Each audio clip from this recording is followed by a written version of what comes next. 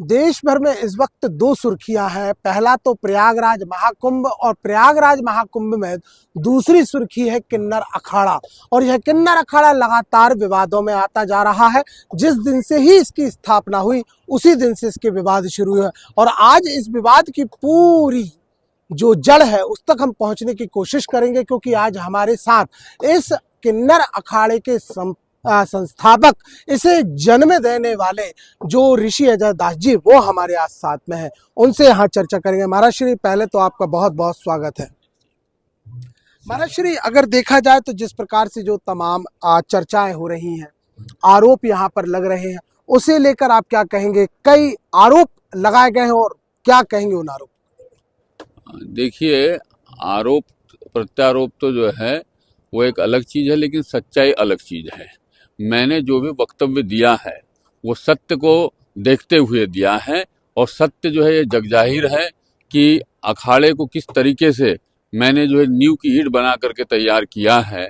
और मैं लगातार जो है कई वर्षों से जो है 2007 से मैं इस समाज के लिए काम कर रहा था। मैंने इनके ऊपर किताबें लिखी, मैंने इनके ऊपर बहुत सारे कार्य किए जो है।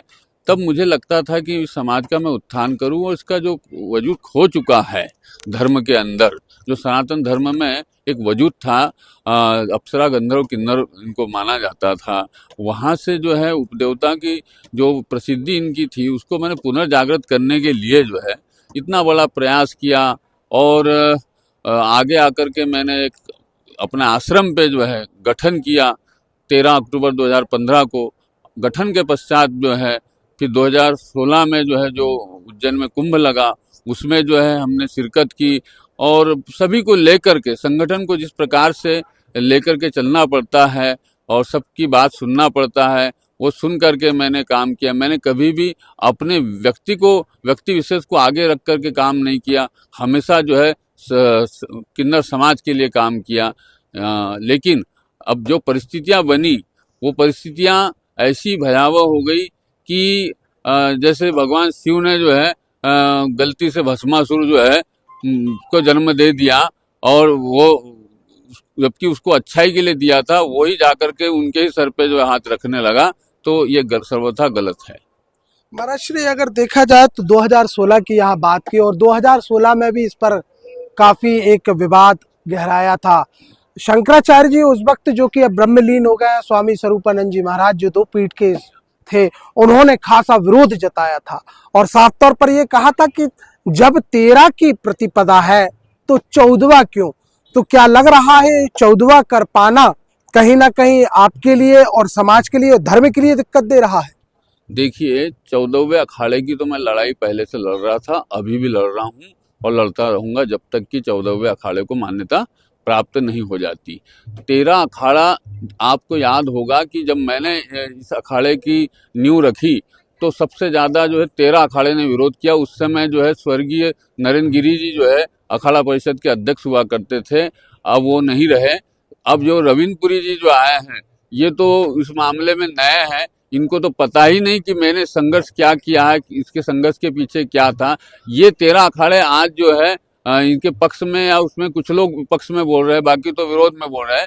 लेकिन जो लोग विरोध में बोल रहे हैं इनको आज ये समझ लेना चाहिए कि आप 13 अखाड़े जो है उस समय मेरे विरोध में थे कि आप जो है किन्नर अखाड़ा नहीं बनने देंगे। और आज देखिए, जब मलाई ऊपर आ गई तो मलाई चाटने के लिए जो है ये सारे लोग तैयार हो गए। लेकिन जो है मैं रविंद्रपुरी जी से पूछना चाहता हूँ कि ये कौन सी मलाई मैंने पैदा की थी जिसको अब जो है आप समर्थन भी कर रहे हो और चाट भी रहे हो। यदि आपके अंदर सत्य को झेलने की बात है तो आप सत्य को जो है स्वीकार करिए कि किन्नर अखाड़ा जब मैंने बनाया था तब आपको नहीं पता, तब तो आपका जो है अखाड़ा परिषद के अध्यक्ष रूप में जन्म भी नहीं हुआ था, इसलिए आप इस बात पे न बात करें तो अच्छा है। अंतिम प्रश्न महाराज श्री, इस बात का बड़ी सुर्खियों में है कि दिल्ली में एक बड़ा आयोजन करने वाले हैं आप तमाम किन्नर, उसमें ना सिर्फ देश बल्कि विदेश से भी जुड़ेंगे, बाहर से आ रहे हैं जो सनातनी विचारधारा को रखेंगे।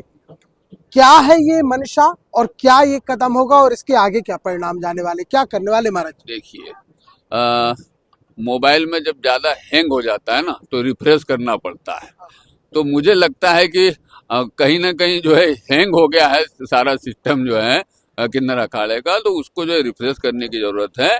कुछ बढ़िया विद्वान लोगों को, जो धर्म प्रेमी हैं, जो धर्म प्रचार में प्रवृत्त है, ऐसे लोगों को लाने की जरूरत है। इसलिए मैं जो है शीघ्र ही जो है दिल्ली में एक बड़ा आयोजन करके जो है उसमें से जो है चयन करके जो है नव नियुक्तियां करूंगा। बहुत बहुत धन्यवाद महाराज श्री। तो यहाँ साफ तौर पर कहना है कि किन्नर अखाड़ा विवादों का अखाड़ा हो गया, मलाई के लिए पद नहीं था। एक लंबी स्टडी के बाद, शोध के बाद इसे एक आयाम, एक शक्ल और एक इसको रूप दिया गया।